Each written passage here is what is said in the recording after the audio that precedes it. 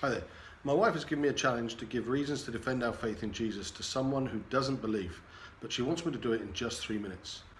Jesus does not need us to defend him, of course, but Peter does tell us in 1 Peter 3:15 to always be prepared to give an answer to everyone who asks you to give the reason for the hope that you have. Of course, this will be very brief and very quick, so I will give a few Bible texts for you to read when you have a chance, when you get time later. And if you have any questions or would like further details of what I've said today, please leave a comment and we will see what we can do. So here I go. Let's start the timer. Reason 1, intelligent design. If Neil Armstrong landed on the moon and he walked a few meters away from his Apollo space shuttle and he tripped over a bicycle, would he have thought, wow, what an amazing coincidence that over millions of years atoms have crashed together and made this bike? Completely by random? No, of course he wouldn't. In fact, even a small pile of stones would have been enough for him and for the rest of the world to realize that there was an intelligent design, that there was an intelligent force behind the creation of that object or the pile of stones. What then can we think when we see flowers, trees, animals, or especially humans? How can we possibly imagine that these things came to be by accident without an all-powerful creator?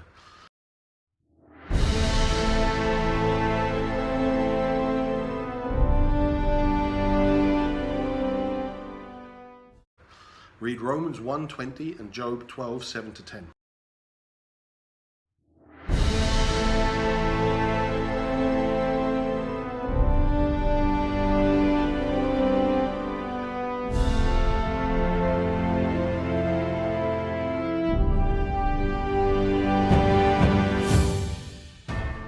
Reason 2, evolution. It is widely known that not just by theologians, that there are several types of evolution, but the ones we care about here today are micro and macro evolution.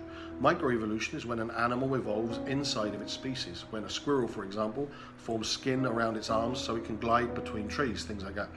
There is absolute evidence that this exists. Macroevolution, however, is when animals evolve across species, when an ape becomes a man. This type of evolution is not happening today, and there is no scientific evidence to show that it has ever happened. If there was, scientists would have already been able to completely discredit the Bible.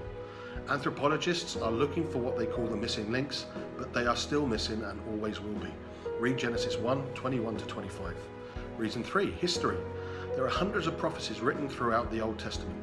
Scholars can't really agree on exactly how many, but do you know how many of these prophecies have come untrue, have not turned out to be true? None, not one.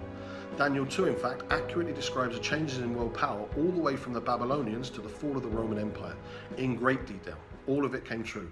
Prophecy that spans over 1,000 years. Many of the prophecies that were written about Jesus 700 to 800 years before his birth. Jesus fulfilled 68 prophecies during his life ministry, again, not one being found false. The odds of this are not even possible to calculate, but will be around about 1 in 10, 200 zeros. Read Daniel 2 and Psalms 22. Reason 4, physical evidence. There is no doubt in history that both Jesus and Socrates existed, but people question the authenticity of the writings about Jesus, while Socrates has no such problem. Plato's works on Socrates were written around 400 BC, and there are only 7 copies in the world, the earliest dating to 900 AD, nearly 1,300 years after the original was written. With no earlier copies, it is impossible to tell how close to the original the copy is. There are more copies of the New Testament than any other manuscript ever written. In fact, there are more than 4 times the number than the second best documented manuscript, which is Homer's Iliad. The earliest fragment of the book of John dates back to 130 AD, just about 30 or 40 years after it was originally written. A whole copy of the book of John dates back to 200 AD, just 100 years after John wrote it. The oldest complete Bible is dated around 350 AD, just 300 years after it was written. Because of the huge weight of evidence and the very short time span between the oldest copy and the original, biblical writings about Jesus have been concluded as authentic and accurate accounts of his life. Read John 17:17 and 2 Timothy 3:16-17. Stop the timer. I was close.